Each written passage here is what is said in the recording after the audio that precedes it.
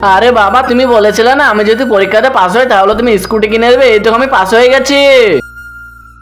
আরে হ্যাঁ বেটা, তুমি তো পাস হয়ে গেছো। চলো তোমাকে আমি স্কুটি কিনে দিই। আরে আমার কাছে তখন 1 টাকা নয়, ওকে আমি স্কুটি কিনে দেবো কি করে? মালকিন 2 মাসের পয়সা বাকি আছে, পয়সাটা দাও। ঠিক আছে, এই নাও। 2000 টাকাতে তো স্কুটি হবে না, এবার আমি কি করব? আরে ভাই সাহেব, এই স্কুটিটা কি? আরে ভাই ভেঙে গেছে।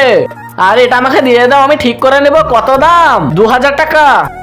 ঠিক আছে, এই নাও 2000 টাকা। লিজেই ঠিক করে নেব। শুনেছি 10 জন যখন আমিন বলে তখন সেই দোয়াটা কবুল হয়ে যায়। তাই আমি দোয়া করে দিলাম এই ভিডিওটাকে লাইক করে চ্যানেলটাকে সাবস্ক্রাইব করে দিবে। আল্লাহ তাআলা জানে তাদের পরিবারটাকে অনেক ভালো থুয়ে দেয়। এই দেখ বেটা, তোর লেগে আমি স্কুটি লেসছি। খাবারওয়ালা খাবার।